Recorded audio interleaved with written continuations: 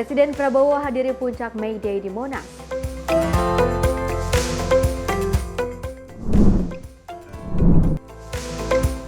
Asrama Haji Dono Hudan kedatangan 353 calon jemaah haji.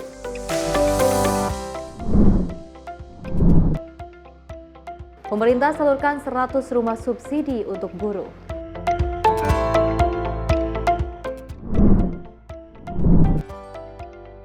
Kota Solo diusulkan jadi daerah istimewa.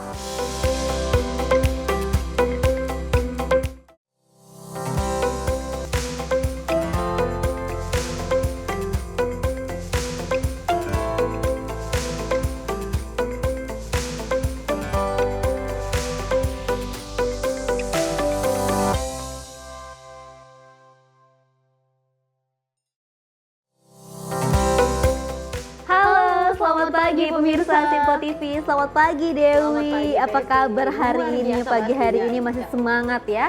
Dan tentunya kita berdua akan terus memberikan informasi yang terbaik pemirsa terkait dengan politikan, ekonomi dan juga hiburan lainnya. Dengan semangat pagi hari ini kita juga kemarin baru saja mendengarkan dari pidato Presiden Prabowo Subianto di Hari Buruh 1 Mei 2025, di mana kalau kita ketahui bahwa Presiden Prabowo Subianto memberikan sebuah janji kepada ribuan ratusan buruh yang sudah hadir seperti itu, dan kita ketahui memang janji dari Presiden Prabowo Subianto tentunya untuk kesejahteraan dari para buruh.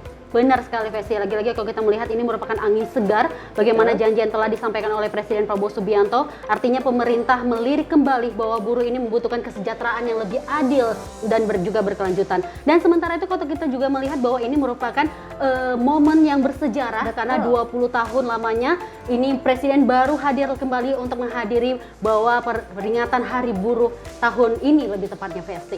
Dan tentunya pemirsa informasi menarik lainnya akan terus kami hadirkan. Ini dia Menyapa Pagi Simpo TV selengkapnya.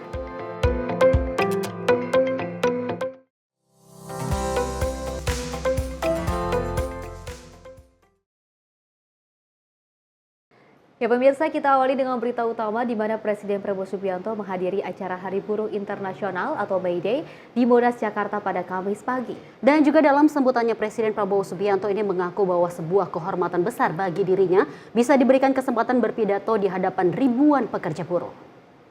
Presiden Prabowo Subianto menghadiri acara puncak Hari Buruh Internasional atau May Day di Monas, Jakarta pada Kamis pagi. Acara puncak May Day tersebut, Presiden Prabowo didampingi oleh jajaran Kabinet Merah Putih. Dalam sambutannya, Presiden Prabowo Subianto mengucapkan rasa terima kasihnya telah diundang untuk menghadiri acara May Day. Menurutnya, hal itu menjadi sebuah kehormatan yang besar, sekaligus bisa berpidato di hadapan ribuan para pekerja buruh. Bismillahirrahmanirrahim. Assalamualaikum warahmatullahi wabarakatuh. Selamat pagi, salam sejahtera bagi kita sekalian, Shalom, Salve, Om Swastiastu, Namo Buddhaya, salam kebajikan. Yang saya hormati dan yang saya banggakan, seluruh kaum buruh yang hadir pada hari ini di lapangan Monas pada tanggal 1 Mei 2025, yaitu Hari Buruh Internasional, Hari Buruh yang menjadi hari lambang perjuangan kaum buruh seluruh dunia. Saudara-saudara sekalian, terima kasih atas kehormatan yang diberikan kepada saya. Saya diundang hadir bersamamu. Ini adalah kehormatan besar bagi saya. Terima kasih. Terima kasih. Dari Jakarta, Fahrizal Ahmad Amin, Simpo TV melaporkan. Selain itu pemirsa, ribuan buruh hadir ke Monumen Nasional Jakarta dalam rangka memperingati Hari Buruh Sedunia yang berlangsung pada Kamis 1 Mei 2025. Dan aksi itu juga berlangsung secara tertib dan juga damai, bahkan beberapa momen menarik pun terlihat dalam peringatan May Day 2025 di Jakarta tersebut.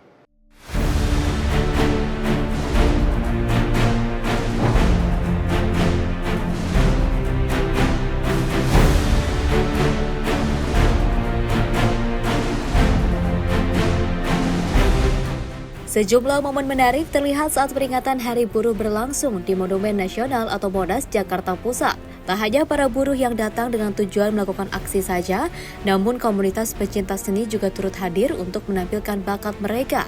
Salah satunya Reza, seorang anggota komunitas Urban Sketcher Jakarta yang hadir dalam peringatan May Day bersama kawan-kawannya untuk melihat langsung suasana peringatan Hari Buruh dan menuangkannya dalam karya lukisan sketsa miliknya. Tak hanya sekedar melukis sketsa, Reza juga bersama kawan-kawannya mengartikan May Day sebagai hari perjuangan bagi para buruh untuk memperoleh hak-haknya dalam dunia kerja.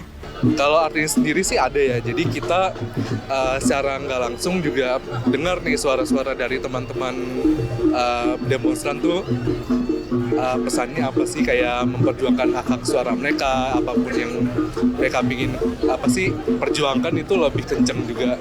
Dan itu berpengaruh juga ke teman-teman kayak kita juga kan, mungkin nggak semuanya yang tahu kondisi lapang tuh kayak apa sih, kayak gitu. Dan ini tuh karena kita on the spot, jatuhnya benar-benar grounding. Kita jadi tahu nih yang buruh lakuin tuh nggak cuma kayak demo asal-asalan kayak orang bilang tuh demo ngapain, demo sih enggak. Ini buktinya demo sendiri rapi, terus kita juga nyeket, mereka juga seneng di sketsa juga gitu. Tak hanya komunitas pelukis sketsa saja dalam peringatan May Day di Monas juga turut diwarnai dengan penampilan singkat dari komunitas Reog Ponorogo. Sebelumnya pertunjukan seni Reog Ponorogo asal Jawa Timur tersebut memang selalu ditampilkan dalam peringatan May Day atau Hari Buruh Sedunia di setiap tahunnya. Dari Jakarta, Dewi Dayani, Dava Aldi, Simpo TV melaporkan.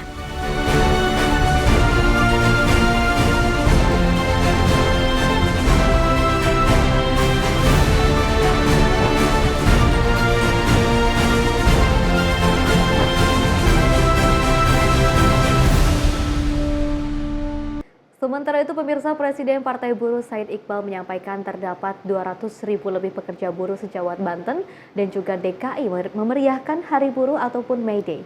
Dalam memperingati May Day, para pekerja buruh ini mengangkat 6 isu, salah satunya pembentukan satuan tugas PHK.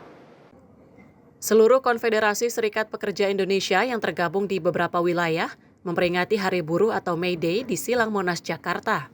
Acara May Day ini digelar di Monas dengan dihadiri 200.000 lebih dari berbagai daerah Jawa, Banten, dan DKI Jakarta. Para pekerja buruh mengangkat 6 isu, yakni penghapusan outsourcing, pembentukan satuan tugas PHK, upah yang layak, sahkan RUU Ketenagakerjaan, dan sahkan RUU PPRT, serta perampasan aset. Selain itu, buruh juga meminta pemerintah meratifikasi Konvensi ILO nomor 188 tentang pekerjaan dalam penangkapan ikan. Ada 6 isu yang diangkat plus 1. Yang pertama adalah hapus outsourcing, yang kedua adalah upah layak, yang ketiga adalah Satgas PHK, yang keempat sahkan RUU Undang-Undang Ketenagakerjaan, yang kelima adalah sahkan RUU PPRT, dan yang keenam adalah sahkan RUU Perampasan Aset dalam memberantas korupsi. Dari Jakarta, Fahrizal Ahmad Amin, Simpo TV melaporkan. Kita lanjut informasi berikut ini, pemirsa. Menteri Sekretaris Negara Prasetyo Hadi menyebut pemerintah akan memenuhi sejumlah tuntutan yang dibawa massa aksi buruh pada peringatan May Day di Monas, Jakarta pada Kamis pagi. Menteri Sekretaris Negara Prasetyo Hadi menyebut pemerintah sedang mengerjakan sejumlah tuntutan buruh. Salah satunya terkait pembentukan satuan tugas atau Satgas untuk mencegah PHK atau pemutusan hubungan kerja. Dalam beberapa minggu terakhir, pemerintah tengah intensif merumuskan kebijakan tersebut. Prasetyo mengaku pemerintah tak ingin bertindak setelah PHK dialami para buruh. Saya kira begini, beberapa dari tuntutan sesungguhnya beberapa sudah kita kerjakan ya. Salah satunya berkenaan misalnya dengan masalah mitigasi PHK. Kita intensif dalam beberapa minggu terakhir ini untuk merumuskan substansi apa yang sebaiknya masuk di dalam proses mitigasi PHK, karena kita inginnya komprehensif. Kita tidak ingin hanya bermain di ujung, menangani ketika sudah PHK, tidak. Kita pengennya sejak hulu kita rancang sedemikian rupa. Nah, maka di situ sebenarnya kalau bicara tuntutan beberapa sudah kita kerjakan. Tapi kalaupun nanti ada di antara 6 tuntutan itu yang memang belum dikerjakan oleh kita bersama-sama, pasti akan ditindaklanjuti, pasti akan kita pelajari. Sementara itu, pemerintah juga akan menindaklanjuti sejumlah tuntutan lainnya. Prasetyo meminta waktu agar pemerintah dapat terlebih dulu mempelajarinya. Dari Jakarta, Gio Malau, Simpo TV melaporkan.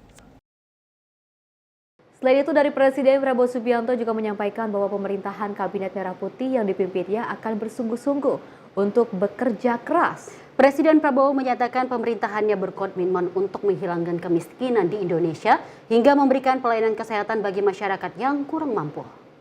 Presiden Prabowo Subianto menjelaskan bahwa pemerintahan Kabinet Merah Putih yang dipimpinnya akan bersungguh-sungguh untuk bekerja keras. Hal tersebut disampaikan Presiden Prabowo saat memberikan sambutan di hadapan para pekerja buruh pada acara May Day. Prabowo mengatakan pemerintahannya berkomitmen untuk menghilangkan kemiskinan di Indonesia dan memberikan anak-anak sekolah gratis. Selain itu, dirinya juga ingin seluruh masyarakat mendapatkan pelayanan kesehatan yang layak, serta bisa mendapatkan obat semurah-murahnya. Lebih lanjut, ia juga menyinggung bangsa Indonesia memiliki kekayaan yang melimpah, namun masih banyak malingnya. Jadi, saya ingin sampaikan di sini, saya merasa menjadi presidennya buruh, presidennya petani, presidennya nelayan, presidennya orang yang susah. Saudara-saudara sekalian, saya ingin menyampaikan bahwa pemerintah yang saya pimpin akan bekerja sekeras-kerasnya untuk menghilangkan kemiskinan dari bumi Indonesia.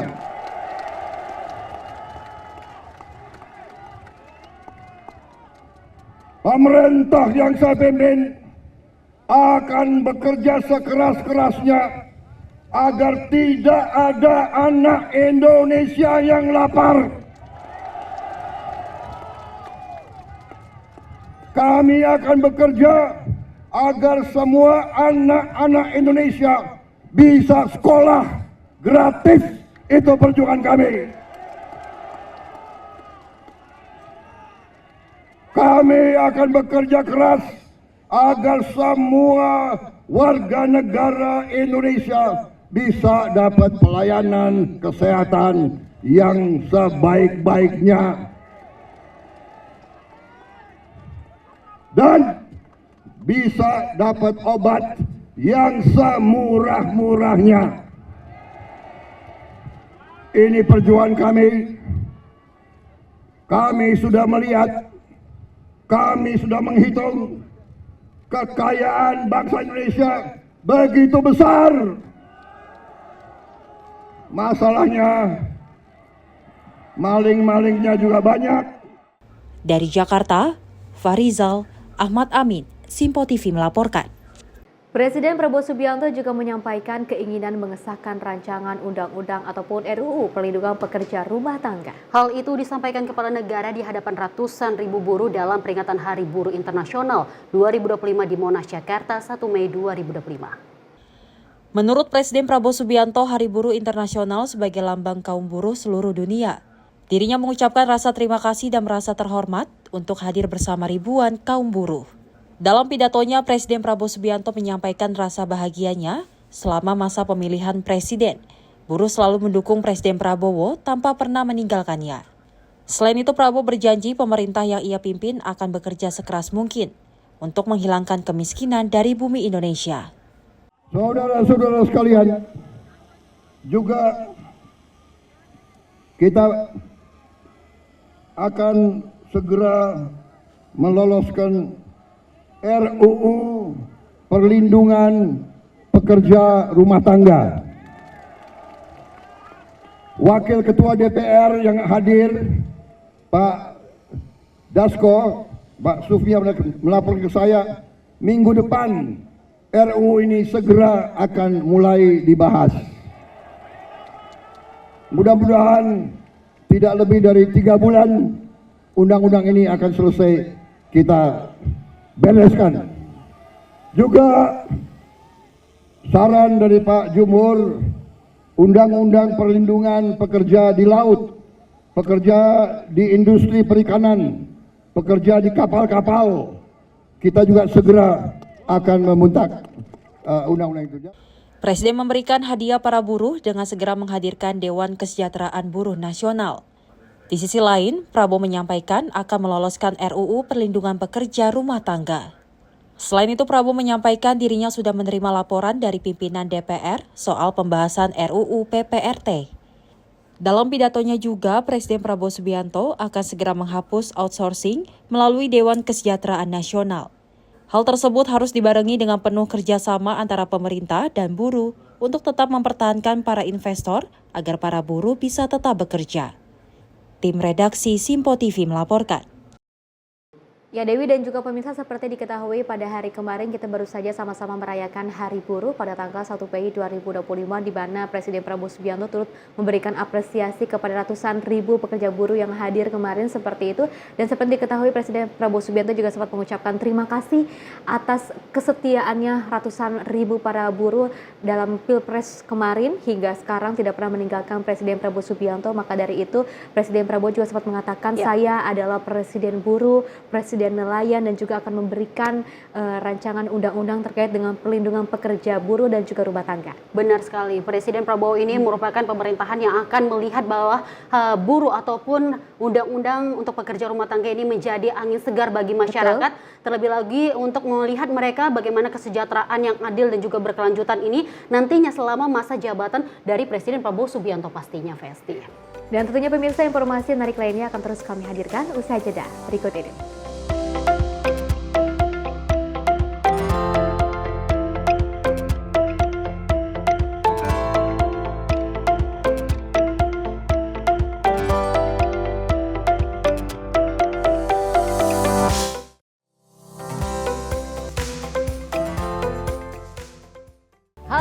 Selamat malam pemirsa, senang sekali rasanya kami mengisi ruang informasi Anda. Akhiri aktivitas Anda dengan rangkuman perkembangan peristiwa yang terjadi sepanjang hari. Sebelumnya kita saksikan ada sekitar 3.000 tamu undangan, sementara di Ibu Kota Nusantara ini ada sekitar 2.000 tamu undangan. Rangkaian informasi nasional dan mancanegara dirangkum sebagai penutup hari dalam Menyapa Malam. Setiap Senin hingga Jumat pukul 8 malam, hanya di Simpo TV. Halo, selamat pagi pemirsa Simpo TV. Selamat pagi Andi. Selamat pagi, Fen. Beragam informasi terbaru hadir menemani Anda sebelum memulai hari. Itu memang dari Menteri Perhubungan juga mendukung, Betul. dari Menteri Keuangan juga mendukung, dan kita sebagai masyarakat pun juga harus mendukung. Mengangkat isu yang tengah menjadi pembicaraan paling hangat. Semarakan pagi Anda bersama Menyapa Pagi. Setiap Senin hingga Jumat pukul 6 pagi, hanya di Simpo TV.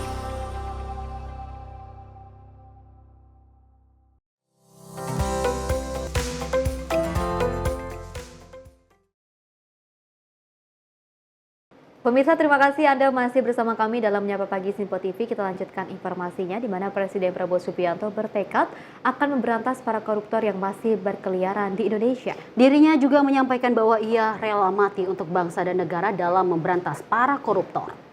Presiden Prabowo Subianto menyatakan bahwa dirinya tak akan gentar jika diancam demi melawan para koruptor yang ada di Indonesia. Presiden Prabowo memberikan peringatan kepada para pejabat yang ada di lembaga pemerintah untuk dapat memberhentikan praktik korupsi secepat-cepatnya. Dirinya menyebut ia rela mati untuk bangsa dan negara dalam memberantas para koruptor. Saudara-saudara sekalian, pemerintah yang saya pimpin bertekad untuk berusaha menghilangkan korupsi dari bumi Indonesia.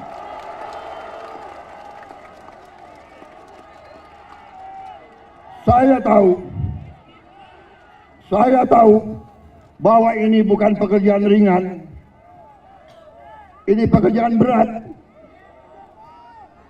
Pekerjaan berat. Saya tiap hari diejek, tiap hari diancam, tiap hari macam-macam, tapi saya tidak gentar. Saya sudah katakan, saya rela, saya siap, saya ikhlas mati untuk bangsa dan rakyat saya.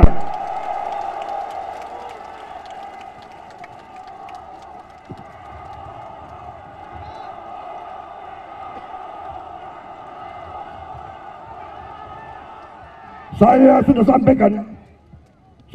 sampaikan, hai kalian-kalian yang di dalam lembaga-lembaga pemerintah, kalian digaji oleh rakyat. saya katakan, hentikan korupsimu.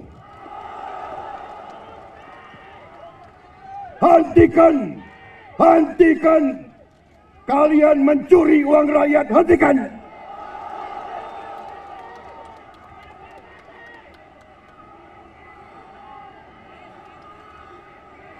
Dan saya minta dihentikan secepat-cepatnya.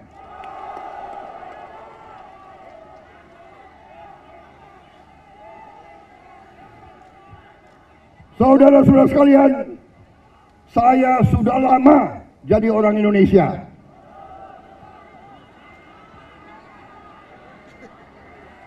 Betul?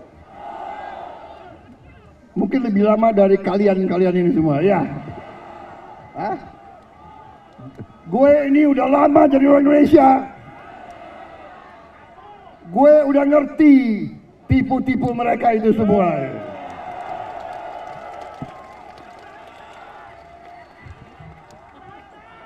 Saudara-saudara, kenapa mereka takut aku jadi presiden? Karena aku tahu tipu-tipu mereka, gue tahu semua tuh.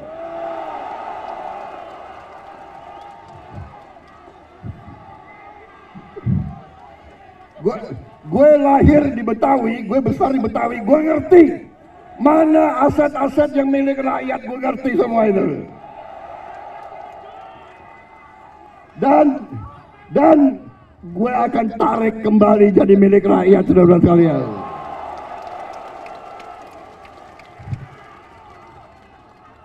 Karena saudara-saudara, saya sudah tanya ke hakim-hakim agung, dasar undang-undang dasar kita kuat. Dasar undang-undang kita kuat. Bumi dan air dan semua kekayaan yang dikandung di dalamnya dikuasai oleh negara. Sumber-sumber produksi yang menguasai hajat hidup orang banyak dikuasai negara dan dipergunakan sebesar-besarnya untuk kemakmuran rakyat. Itu perintah Undang-Undang Dasar. Dari Jakarta, Fahrijal Ahmad Amin, Sinpo TV melaporkan. Selain itu, pemirsa, Sekjen Serikat Buruh Dunia Soya Yoshida mengapresiasi kehadiran Presiden Prabowo dalam perayaan Hari Buruh di Monas sebagai momen bersejarah. Ia juga menekankan pentingnya solidaritas pekerja dan juga kerjasama lintas sektor untuk menciptakan sistem ketenagakerjaan yang adil. Sekretaris Jenderal Serikat Buruh Dunia Soya Yoshida menyampaikan penghargaan atas kehadiran Presiden Republik Indonesia Prabowo Subianto dalam peringatan Hari Buruh Internasional yang digelar di lapangan Monas, Jakarta pada Kamis 1 Mei 2025. Dalam sebutannya, Yoshida menyebut kehadiran Presiden Prabowo sebagai momen bersejarah yang menunjukkan komitmen pemerintah terhadap kesejahteraan para pekerja di tanah air. Ia menyampaikan rasa kehormatnya di hadapan ribuan buruh dan tamu undangan yang memadati kawasan tersebut. Yoshida menilai bahwa partisipasi langsung Presiden Prabowo dalam perayaan ini sangat berarti, mengingat terakhir kali seorang Presiden Indonesia menghadiri acara serupa adalah Presiden Soekarno pada tahun 1960. Ia juga menegaskan pentingnya Hari Buruh sebagai lambang perjuangan dan solidaritas kaum pekerja di seluruh dunia. Momentum ini menurut Yoshida merupakan pengingat akan pentingnya memperjuangkan hak-hak buruh dan membangun sistem ketenagakerjaan yang lebih adil dan manusiawi. This year's May Day is truly symbolic and historic as it is being attended in person by the head of the state Indonesia. Perayaan May Day tahun ini sangat bersejarah karena dihadiri oleh kepala negara. The present attendance is a powerful testament to the government commitment to the future and well-being of workers in Indonesia. Kehadiran Bapak Presiden merupakan bukti nyata dari komitmen pemerintah terhadap masa depan buruh dan kesejahteraan buruh di Indonesia. May Day is not the only celebration, but it is a symbol of the struggle and solidarity of workers. May Day atau Hari Buruh Internasional bukan sekedar perayaan, tetapi merupakan simbol dari perjuangan dan solidaritas kaum buruh. Following the Constitutional Court decision, it is very crucial that we collaborate with the government and employers to develop new labor law that is fair, inclusive, and protect fundamental right of all workers. Pasca putusan Mahkamah Konstitusi, sangat penting bagi kita semua kaum buruh di Indonesia untuk bekerja sama dengan pemerintah dan pengusaha dalam menyusun undang-undang ketenagaan kerja yang baru, yang adil, inklusif, dan melindungi hak-hak dasar buruh di Indonesia. Selain itu, Yoshida juga memberikan apresiasi khususnya kepada para pemimpin serikat buruh di Indonesia yang telah berperan aktif dalam menyukseskan perayaan ini. Ia menyebut nama-nama seperti Andi Gani, Said Iqbal, dan Eli Silaban sebagai tokoh penting yang telah menyambut dan mendampingi delegasi internasional dalam acara tersebut. Menurutnya, kolaborasi lintas sektor adalah kunci dalam menciptakan masa depan dunia kerja yang lebih sejahtera dan berkeadilan. Tim redaksi Sinpo TV melaporkan. Selain itu, pemerintah juga secara resmi menyerahkan 100 rumah bersubsidi kepada para buruh yang juga bertepatan dengan Hari Buruh Internasional. Adapun lokasi rumah pada tahap pertama ini tersebar di beberapa titik sekitaran Provinsi DKI Jakarta. Pemerintah secara resmi menyalurkan rumah subsidi kepada buruh atau tenaga pekerja melalui penyerahan yang dilakukan dengan simbolik. Menteri Perumahan dan Kawasan Permukiman Marwarar Sirait menerangkan alasan pelaksanaan ini dilangsungkan bertepatan dengan May Day adalah sebagai bentuk kehadiran pemerintah bagi pekerja di tanah air untuk mendukung di berbagai sektor pekerjaan yang ada. ARA memastikan total kuota rumah subsidi bagi buruh sebanyak 20.000 pada tahun ini, di mana tersebar di sejumlah daerah seperti Palembang, Makassar, Batang, Pasuruan, dan masih banyak lagi. Adapun titik sebaran lokasi rumah subsidi ini akan berada di sekitaran kota Jakarta dalam tahap pertamanya. Saya sengaja pakai baju merah putih supaya merah putih hadir buat buruh. Ya, Presiden Prabowo kan sampaikan kita harus hadir. Negara harus hadir buat buruh, petani, nelayan, wartawan, guru, ya, tenaga migran, rakyat-rakyat kecil. Jadi harus hadir. Kita menghargai Presiden Prabowo dengan memberikan bukti konkret bahwa negara hadir dengan memberikan rumah subsidi hari ini. Dan akan terus kita sampaikan tahun ini buat buruh 20.000 ya. 20.000. Memang penyaluran ini dilangsungkan seusai penandatanganan kerjasama antara Kementerian Ketenagakerjaan bersama Kementerian Perumahan dan Kawasan Permukiman beberapa waktu lalu. Dari Jakarta, Max Azizul Hakim, Tim Liputan Sinpo TV.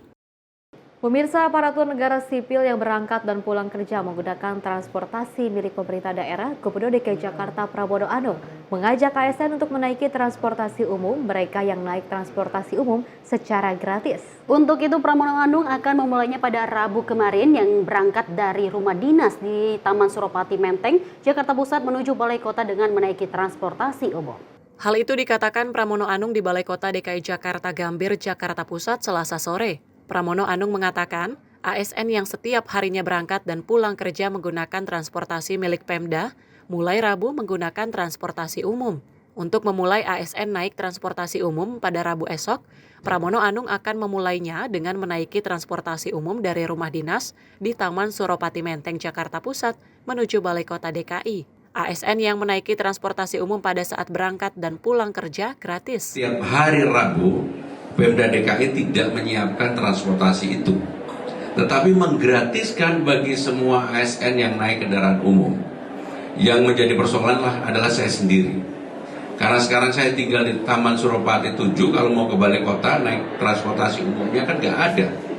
Tetapi karena saya merupakan bagian dari keputusan itu, apalagi besok ada rapat dengar pendapat di DPR, saya ingin memulai pagi saya besok dari rumah dinas naik transportasi umum ke acara yang pertama. Yang sebenarnya acara pertama itu rencananya bukan di tempat itu, tetapi dicari acara yang bisa ada transportasi umum dari Taman Suropati. Jadi intinya saudara-saudara sekalian, apapun kebijakan dibuat, kalau tidak dijalankan percuma. Dan kalau tidak diberi contoh oleh pemimpinnya sendiri percuma. Maka saya besok akan memulai, saya dan Bang Dol juga akan memulai dari tempat masing-masing. Kita akan pagi mengawali itu, dan saya juga sampaikan kepada Pak Sekda dan jajaran Dinas Perhubungan, ini merupakan semangat kita untuk memulai menggunakan transportasi umum. Gratisnya transportasi umum juga berlaku pada hari raya maupun hari kemerdekaan. Dari Jakarta, Dio Malau, Sinpo TV melaporkan. Selain itu, Wakil Gubernur DKI Jakarta Rano Karno juga berangkat ke Balai Kota DKI Jakarta menggunakan transportasi Transjakarta dan MRT. Kegiatan gubernur dan wakil gubernur yang ke kantor menaiki transportasi umum yang diikuti seluruh aparatur sipil negara atau ASN, pemerintah Provinsi DKI Jakarta. Gubernur dan Wakil Gubernur DKI Jakarta pada hari Rabu berangkat ke kantor Balai Kota dengan menggunakan transportasi umum. Wakil Gubernur DKI Jakarta Rano Karno yang berangkat dari rumah dengan menaiki Mass Rapid Transportation atau MRT. Kemudian sesampainya di Bundaran Hotel Indonesia, Rano Karno menaiki Transjakarta. Aksi Wakil Gubernur DKI Jakarta menaiki MRT dan Transjakarta menjadi perhatian para pengguna transportasi umum. Rano Karno menyempatkan diri berbincang-bincang dengan masyarakat yang menggunakan Transjakarta maupun MRT. Selain itu, penumpang juga menyempatkan bersuah foto dengan Wakil Gubernur. Dari Jakarta, Dio Malau, Sinpo TV melaporkan. Dari warga Jakarta juga menyambut baik kebijakan yang dirilis oleh Gubernur Jakarta mengenai penggunaan transportasi umum bagi aparatur sipil negara di lingkungan Pemprov Jakarta. Meski disambut baik, masyarakat menilai perlunya sorotan khusus mengenai jalannya kebijakan ini dan juga guna mengurai angka kemacetan yang terus-menerus berlangsung di Provinsi Jakarta sendiri. Lalu bagaimana pandangan masyarakat secara detail mengenai hal ini? Berikut laporannya untuk Anda.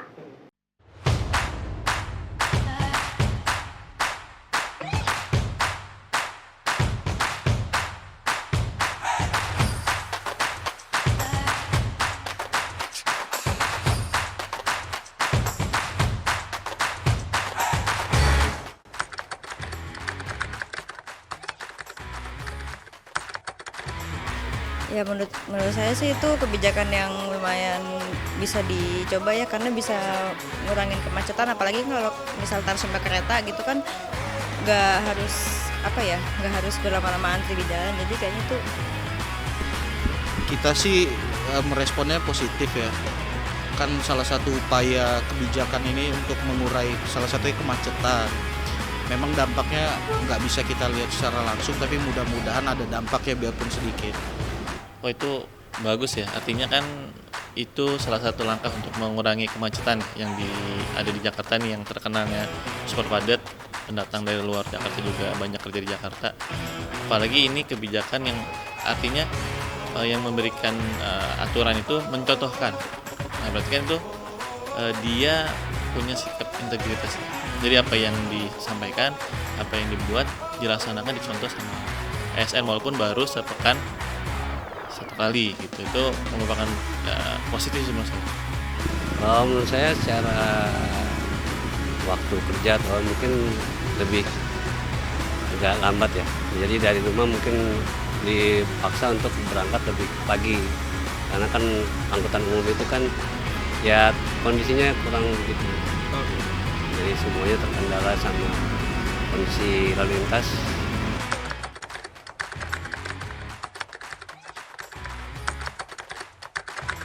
Ya, harapannya dengan pergantian Gubernur Pak Pramono ini ada langkah-langkah perbaikan ya. Artinya dari yang sebelum-sebelumnya diperbaiki, yang sudah baik itu dilanjutkan.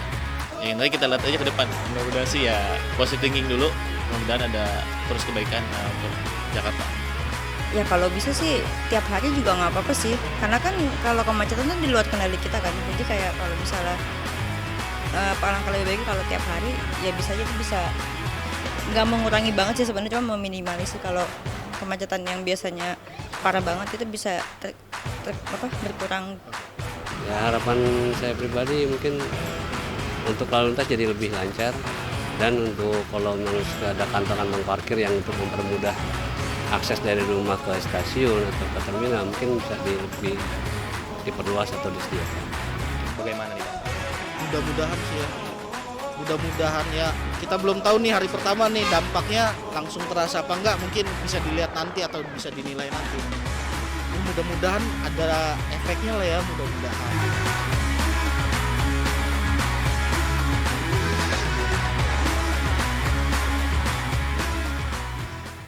Ya, Dewi dan juga pemirsa, seperti diketahui memang kota Jakarta ataupun daerah di Jakarta ini memang banyak sekali kemacetan, seperti itu polusinya juga banyak sekali. Tapi kalau kita ketahui memang langkah yang dilakukan oleh Gubernur DKI Jakarta yaitu Pramono Anung dan juga Wakil Gubernur Rano Karno dengan mengharuskan para ASN ini menggunakan transportasi umum pada hari Rabu. Ini juga untuk mengurai kemacetan, polusi udara yang terjadi di Jakarta. Mudah-mudahan ini bisa menjadikan langkah ke depannya agar para ASN ini tidak hanya menggunakan kendaraan pribadi saja, tapi juga bisa merasakan bagaimana lika-liku menggunakan transportasi umum. Benar sekali. Lagi-lagi kalau kita melihat ini merupakan langkah positif bagi pemerintah, terutama untuk menggunakan transportasi umum. Bagaimana fasilitas transportasi umum ini yang sudah berjalan lamanya. Betul. Namun kita melihat bahwa langkah ini merupakan tidak hanya bagi para pemimpin saja, dan juga peserta ASN ini juga turut ikut serta dalam melaksanakan atau melakukan perjalanan menuju rumah, baik dari rumah atau dari manapun titik-titik berangkat ini menuju ke kantor masing-masing Festi. Ini hal yang luar biasa lebih tepatnya ya.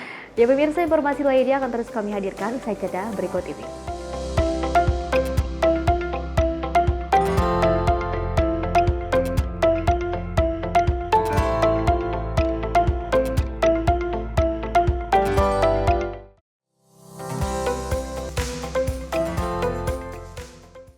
Halo pemirsa, kami kembali hadir dengan sejumlah informasi yang kami himpun dari berbagai penjuru dunia. Rangkaian informasi yang membuat akhir pekan Anda begitu bermakna. Sebuah kelompok di Afrika Selatan memberikan layanan pertunjukan film dengan tenaga surya. Berita yang menjadi sorotan media dari dalam dan luar negeri, kami hadirkan untuk menemani pekan Anda dalam Sinpo Dunia Sepekan, Sabtu dan Minggu pukul 9 pagi, hanya di Sinpo TV.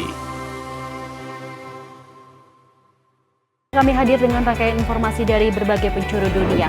Topik dan isu yang tengah menjadi sorotan mancanegara dikemas dengan lengkap untuk Anda.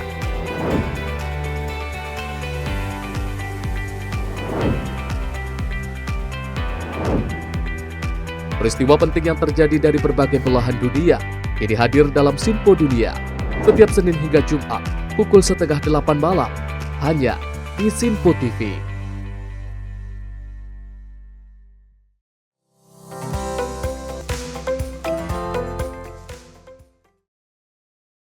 Terima kasih pemirsa, Anda kembali menyaksikan informasi Menyapa Pagi, dan kita lanjutkan informasi berikut ini. Sebanyak 353 calon jemaah haji asal Kabupaten Purbalingga yang tergabung dalam kloter 1 sudah memasuki asrama haji Dohuhudan Solo pada Kamis pagi. Tentunya pemirsa, Humas PPIH Embarkasi Solo Gentur Rahma Indriadi menyampaikan PPIH Asrama Haji Dodohudan menerapkan one-step service untuk memberikan kemudahan bagi para calon jemaah haji. 10 bus yang membawa rombongan calon jamaah haji tiba di Asrama Haji Donohudan, Boyolali, Jawa Tengah pada Kamis pagi. Mereka langsung disambut oleh petugas penyelenggara ibadah haji atau PPIH Asrama Donohudan Solo. Di sisi lain, tampak para keluarga calon jemaah haji turut mengantarkan rombongan hingga keluar asrama. Setibanya di kawasan asrama, rombongan calon jemaah haji langsung diarahkan petugas ke gedung Jeddah untuk mengikuti proses penerimaan. Tampak petugas PPIH Embarkasi Solo membantu para calon jemaah haji lansia turun dari bus menuju ke gedung Jeddah. Sementara petugas lainnya mengangkuti koper jemaah untuk ditata sesuai kelompok masing-masing.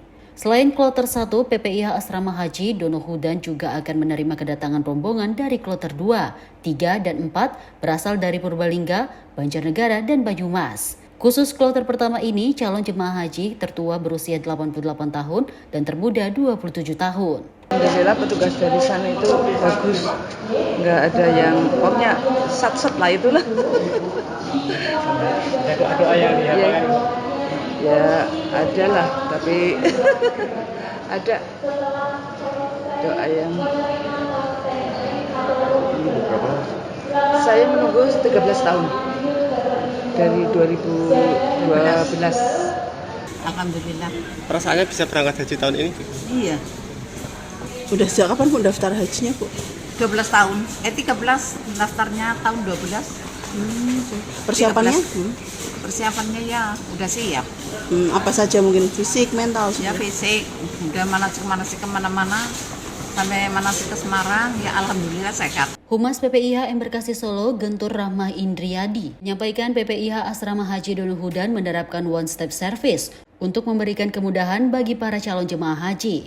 Sehingga setelah calon jemaah haji di Gedung Jeddah akan dilakukan cek kesehatan dengan prioritas lansia terlebih dahulu. One-step service dilakukan untuk memberikan kenyamanan jemaah dan mempersingkat proses. Mengingat sebelumnya 2023 jemaah diterima cek kesehatan saja, kemudian masuk kamar. Setelah itu, selang 3 jam ada penerimaan living cost, penerimaan gelang, dan menerima paspor. Pagi ini kita telah menerima kloter 1 SOC dari Kabupaten Purbalingga dengan jumlah jemaah 353 dan ada 4 petugas kloter tambah 3 petugas daerah. 360 dan insya Allah akan kita terbangkan dini hari nanti jam 1.45 menuju Madinah.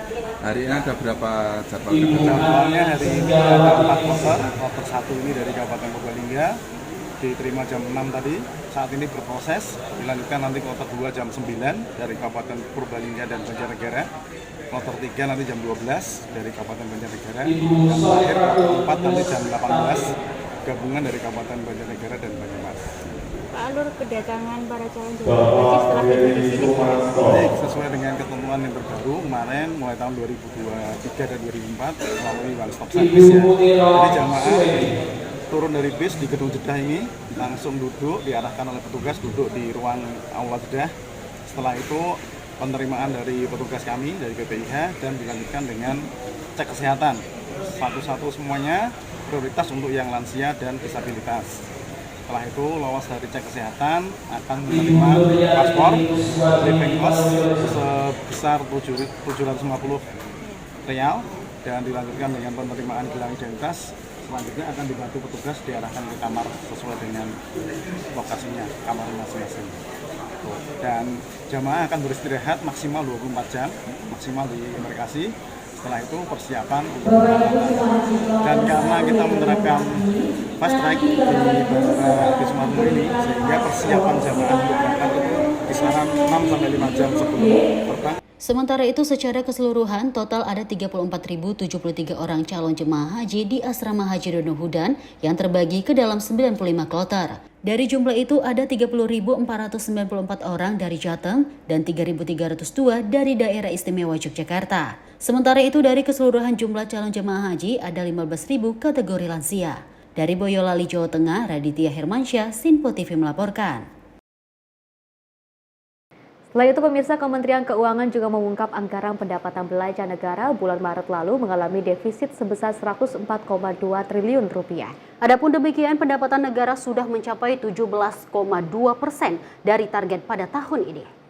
Menteri Keuangan Sri Mulyani mengatakan APBN pada bulan Maret tahun ini mencatatkan defisit senilai 104,2 triliun rupiah. Dirinya menerangkan bahwa defisit APBN setara dengan 0,43% terhadap produk domestik bruto. Defisit tersebut dinilai telah melebar dari Januari lalu senilai 23,5 triliun rupiah dan bulan Februari sebesar 31,2 triliun rupiah. Adapun secara keseluruhan, pemerintah telah merancang defisit APBN setahun penuh ini senilai 616,2 triliun rupiah atau 2,53% terhadap PDB.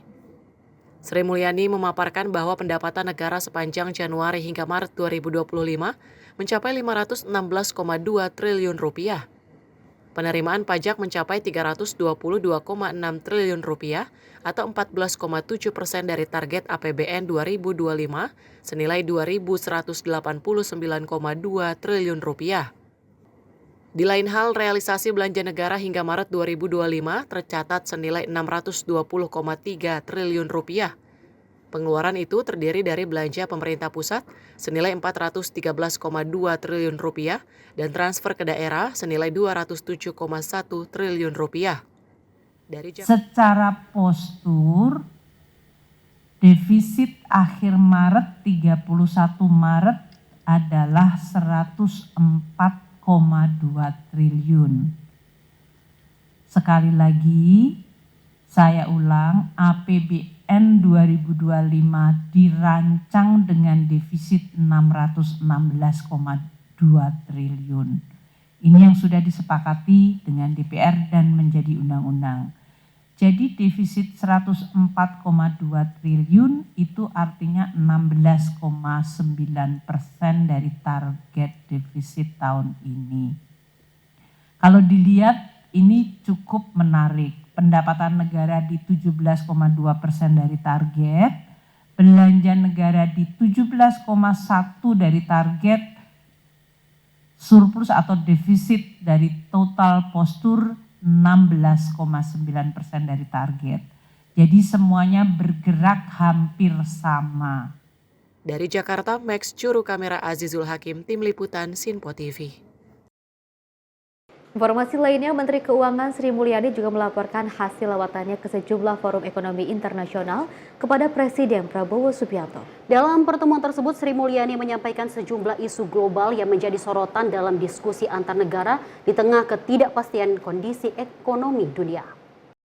Menteri Keuangan Sri Mulyani melaporkan hasil lawatannya ke sejumlah forum ekonomi internasional kepada Presiden Prabowo Subianto. Dirinya baru saja menyelesaikan rangkaian kunjungan kerja internasional yang mencakup pertemuan G20, pertemuan musim seminar moneter internasional, dan Bank Dunia di Washington DC, serta sejumlah agenda bilateral dan diskusi dengan para investor. Hasil perjalanan itu dilaporkan kepada Prabowo dalam pertemuan internal. Menurut Sri Mulyani, Presiden merespon positif laporan tersebut. Lapor yang tadi di perjalanan saya ke Washington DC, London, pembahasan di G20, pembahasan di IMFC, IMF World Bank, pertemuan-pertemuan bilateral yang kami lakukan, dan juga dari sisi pertemuan dengan para investor. Ya. Ada arahannya Bu, mungkin?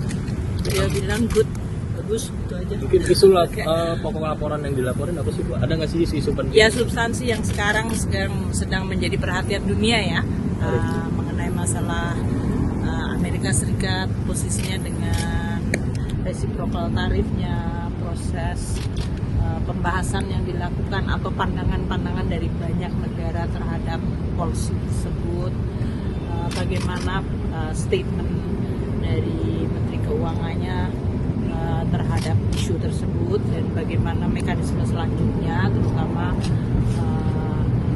terhadap mekanisme multilateral. Adapun dalam laporannya, Sri Mulyani menjelaskan secara substansial berbagai topik yang saat ini menjadi perhatian dunia. Salah satunya adalah dinamika kebijakan Amerika Serikat, khususnya soal tarif resiprokal dan dampak terhadap sistem perdagangan dan keuangan global. Dari Jakarta, Dio Malau, Sinpo TV melaporkan. Kita beralih ke informasi lainnya, pemirsa. Hasan Nasbi mengundurkan diri dari jabatannya sebagai Kepala Kantor Komunikasi Kepresidenan atau PCO di Kabinet Merah Putih. Surat pengunduran diri ini sudah dikirimkan kepada Presiden Prabowo Subianto melalui Sekretaris Kabinet Letkol Teddy Indra Wijaya dan juga Menteri Sekretaris Negara Prasetyo Hadi. Hasan Nasbi menyatakan bahwa dirinya mengundurkan diri sebagai Kepala Kantor Komunikasi Kepresidenan dalam Kabinet Merah Putih. Hal ini diketahui melalui sosial media Instagram @totalpolitik.com. Surat pengunduran diri tersebut dikirimkan kepada Presiden Prabowo Subianto dengan melalui Sekretaris Kabinet Letkol Teddy Indra Wijaya dan Menteri Sekretaris Negara Prasetyo Hadi. Hasan mengatakan keputusan mengundurkan diri dari jabatan Kepala PCO dikarenakan ada sesuatu yang tidak bisa ditangani lagi. Oleh karena itu, dirinya menyebut sudah saatnya menepi dan memberikan kesempatan kepada sosok yang lebih baik.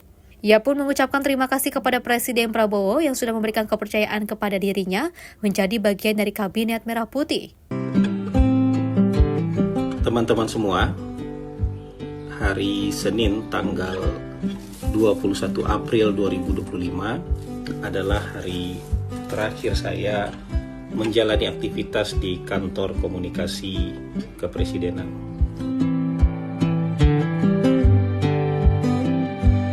Itu sebabnya hari itu diabadikan. Saya meminta adik-adik dari Total Politik untuk mendokumentasikan aktivitas terakhir saya.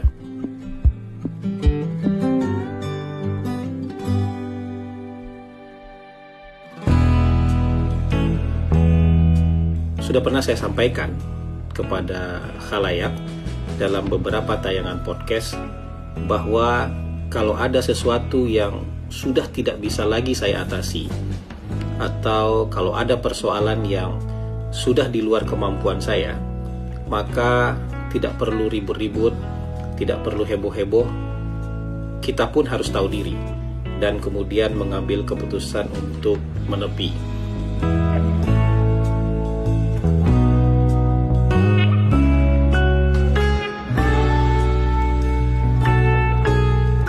Maka pada hari ini, 21 April 2025, sepertinya saat itu sudah tiba. Surat pengunduran diri saya tanda tangani dan saya kirimkan kepada Presiden melalui 2 orang sahabat baik saya, Menteri Sekretaris Negara dan Sekretaris Kabinet. Kesimpulan saya sudah sangat matang bahwa sudah saatnya menepi keluar lapangan dan duduk di kursi penonton, memberikan kesempatan kepada figur yang lebih baik untuk menggantikan posisi bermain di lapangan. Jadi ini bukan keputusan yang tiba-tiba dan bukan keputusan yang emosional. Ini rasanya adalah jalan terbaik yang dipikirkan dalam suasana yang amat tenang dan demi kebaikan komunikasi pemerintah di masa yang akan datang. Saya mengucapkan terima kasih kepada Presiden Prabowo Subianto yang sudah memberikan kepercayaan kepada saya sebagai bagian dari anggota Kabinet Merah Putih, dan tentu saja itu merupakan sebuah kehormatan dan kebanggaan bagi saya pribadi. Tapi saya juga harus meminta maaf kepada beliau jika selama memberikan pelayanan kepada Presiden masih jauh dari apa yang beliau harapkan. Dan teman-teman, dalam proses transisi kepemimpinan di kantor komunikasi kepresidenan nanti, jika dibutuhkan, sekali lagi jika dibutuhkan, saya pun dengan senang hati akan membantu proses transisi tersebut.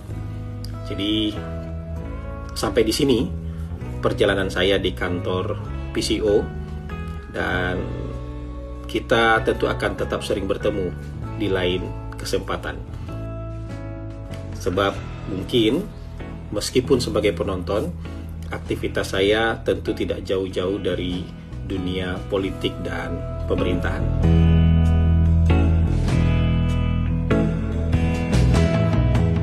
Mungkin itu yang bisa saya sampaikan kepada teman-teman semua. Assalamualaikum warahmatullahi wabarakatuh. Dari Jakarta, Farizal Tio Balau, Simpo TV melaporkan.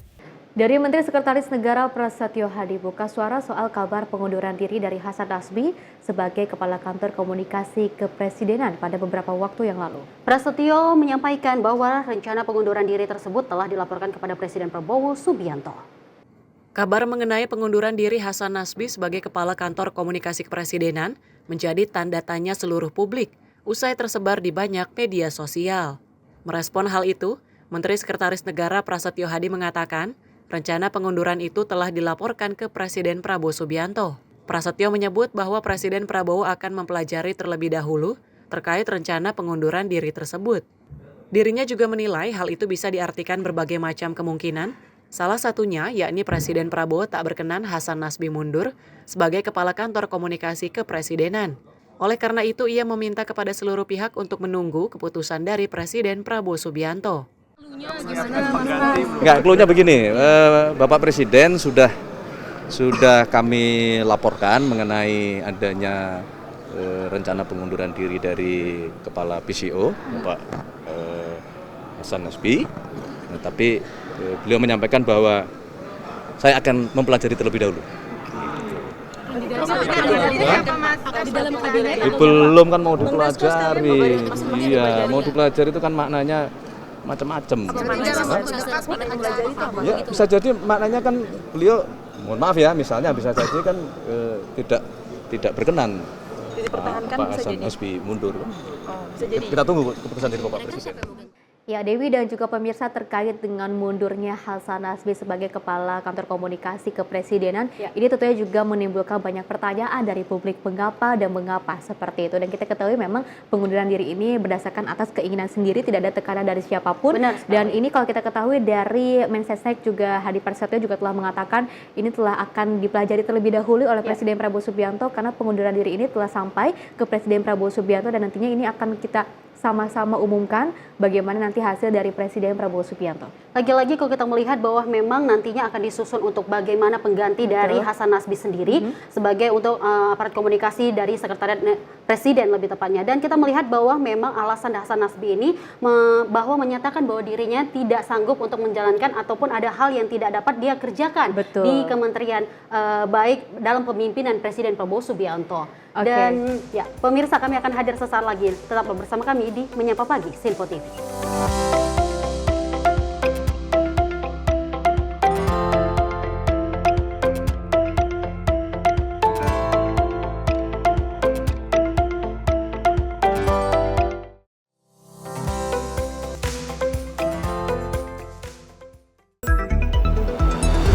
Jadilah yang pertama mengetahui perkembangan terkini seputar informasi dari lembaga parlemen. Punya data nasional, tidak ada satupun backup berarti kan?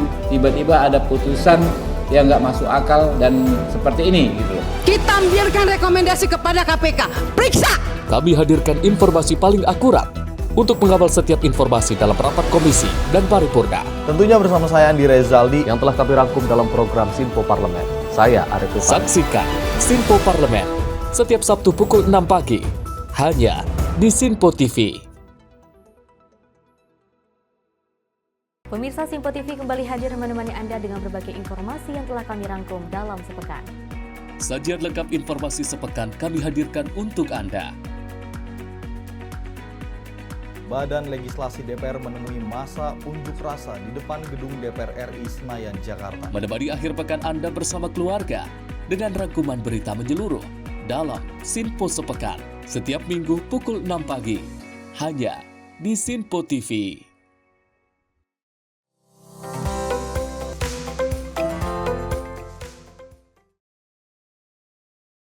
Anda masih bersama kami pemirsa dalam Menyapa Pagi Sinpo TV, di mana pemerintah Indonesia ini akan mempercepat pengembangan industri semikonduktor dan juga kecerdasan artifisial di Indonesia yang nantinya dapat menjadi mesin pertumbuhan ekonomi yang baru.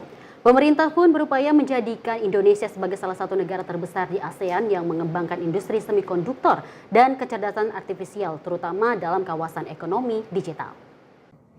Menteri Koordinator Bidang Perekonomian Airlangga Hartarto menyampaikan bahwa pengembangan industri semikonduktor dan kecerdasan artifisial di Indonesia akan menjadi kunci dalam transformasi ekonomi nasional menuju era digital.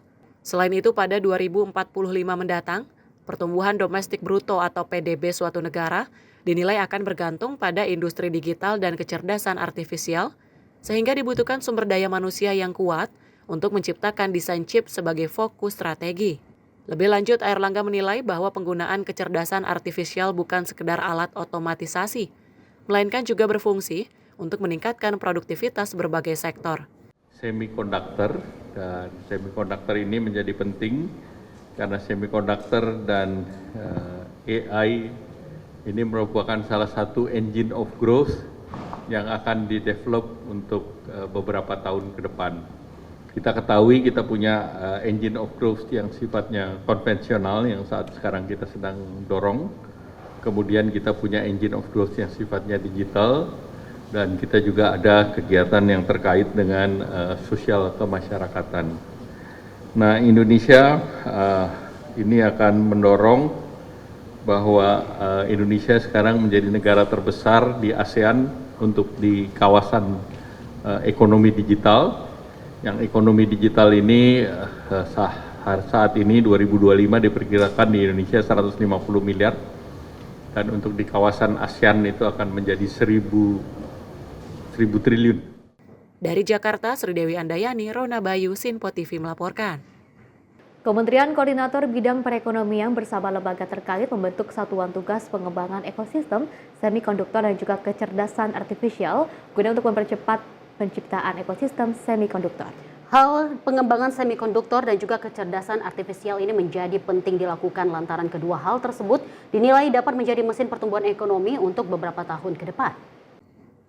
Pemerintah berupaya melakukan sejumlah strategi guna mencapai tujuan pengembangan ekosistem semikonduktor dan kecerdasan artifisial untuk mendongkrak mesin pertumbuhan ekonomi di Indonesia.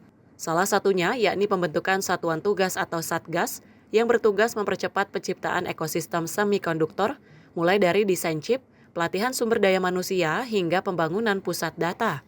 Selain itu, pemerintah Indonesia juga akan berfokus pada peningkatan investasi dan perdagangan di sektor semikonduktor dan AI, seiring dengan perluasan ekosistem di industri tersebut. Meski demikian, untuk saat ini pemerintah Indonesia masih menyusun peta jalan pengembangan industri semikonduktor dan AI nasional dengan target akan mendorong alur tujuan pembelajaran. Kemudian pengembangan daripada ekosistem daripada industri ini.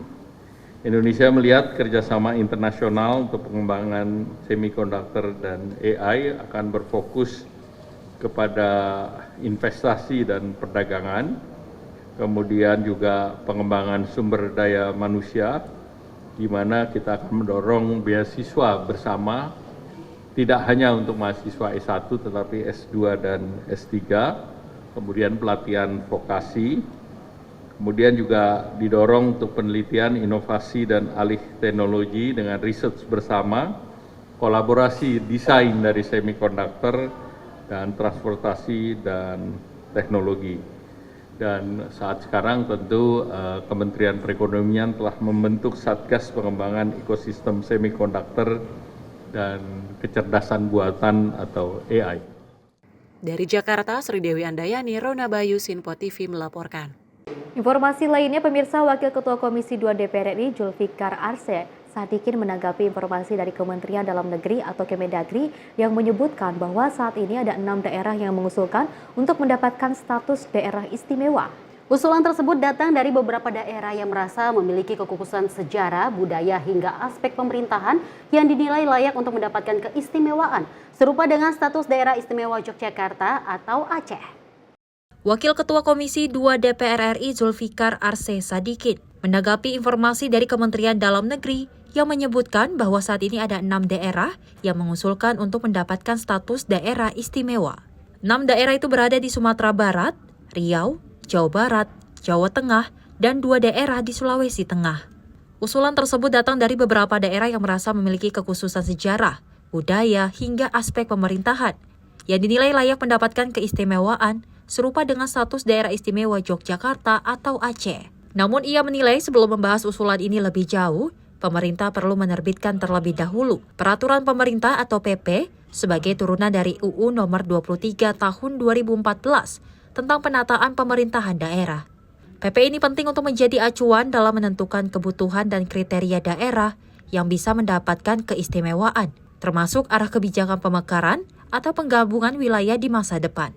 Pemerintah segera menyelesaikan 2 peraturan pemerintah, yaitu peraturan pemerintah tentang penataan daerah dan desain besar penataan daerah. Karena aturan inilah yang merupakan amanat Undang-Undang 23 2012 untuk peraturan pelaksanaan penataan daerah, termasuk di dalamnya pemekaran dan penggabungan. Itu dulu. Kalau itu belum dikeluarkan, kita belum bisa.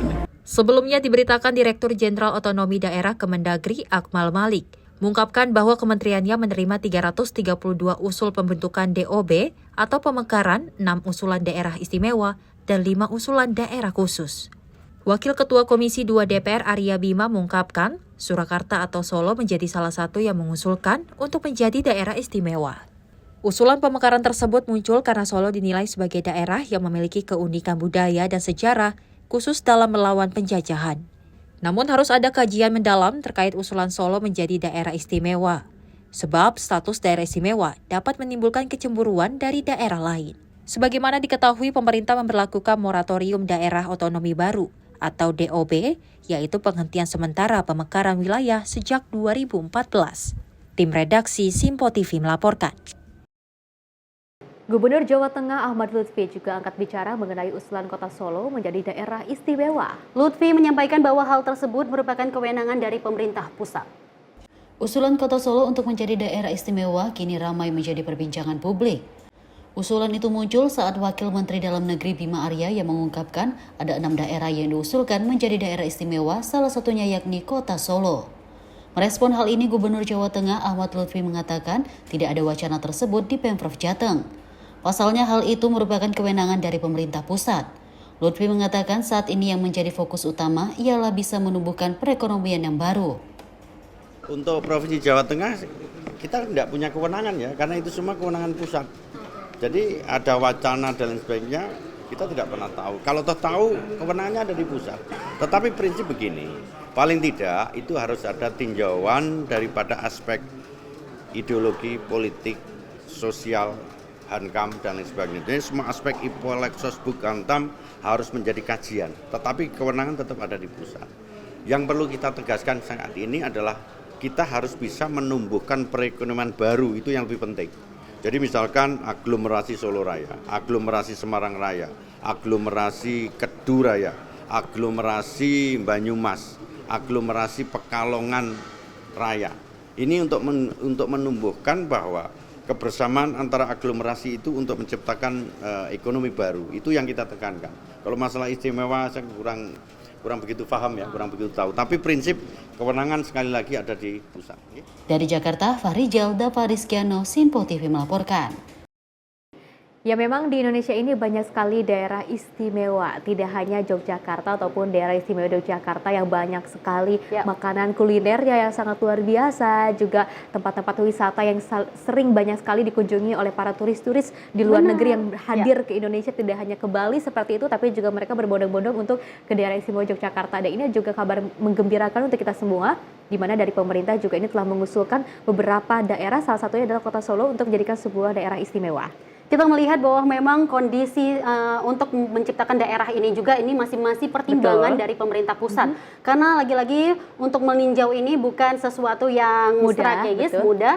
Namun ini kita dilihat bahwa banyaknya kebudayaan dan juga ke adat istiadat ataupun peninggalan sejarah yang menjadi bagaimana kota ini nanti dibentuknya merupakan istimewa lebih tepatnya Festi. Dan tentunya pemirsa, informasi tadi sekaligus mengakhiri jumpa kita. Saya Festi Rahmadi. Dan saya Dewi Manik. Terima kasih untuk menyaksikan Menyapa Pagi kali ini. Kami pamit, sampai jumpa.